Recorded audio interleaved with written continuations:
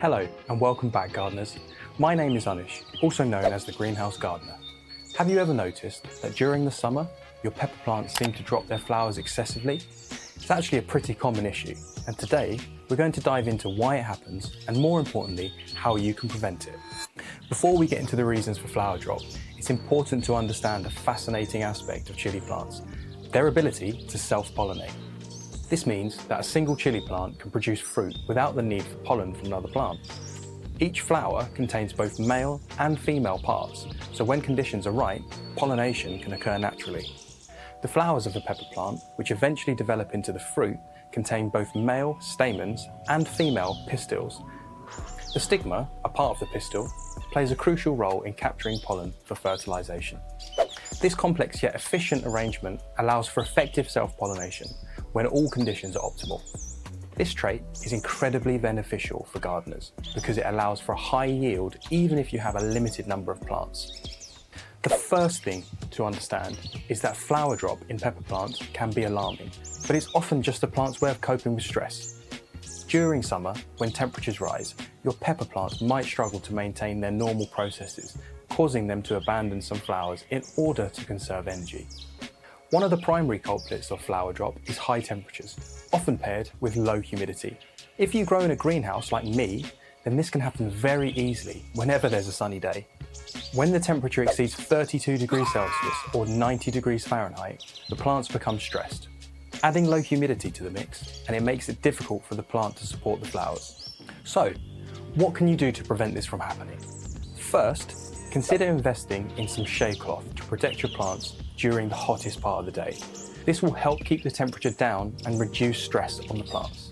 Additionally, make sure you're watering properly, especially focusing on watering in the early morning or late evening, avoiding the hottest parts of the day. Humidity plays a crucial role in the health of your pepper plants. If you're growing your plants indoors or in a place with low humidity, consider misting them with water. It's a simple and effective method to ensure moisture levels are adequate. I'm using a 5-litre spray bottle that I have here, which is more than enough for my greenhouse. But I prefer this style of sprayer compared to a smaller one without a lance, as it's not top heavy and it's far easier to use. The water I use is the same water that I use to water my plants, which is rainwater, which is caught from the roof of the greenhouse and stored in my water butts. But you can use tap water as well, if that's all you have, as we are only trying to raise the humidity levels. I'll spray once in the morning and once in the afternoon to evening, depending on when I have a moment to do so.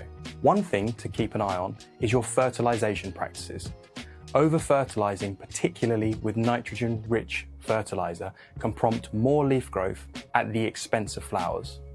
Make sure to use a balanced fertilizer, focusing on phosphorus and potassium to support flowering and fruit development. If you notice that your flowers are not setting fruit, another technique you could try is manual pollination. While peppers can self-pollinate, sometimes a gentle hand can help. Some people like to be gentle and use things like cotton buds or toothbrushes to transfer the pollen between flowers, but I prefer an easier and simpler alternative. Just give your plant a firm shake, not too hard, but firm enough to get the pollen moving.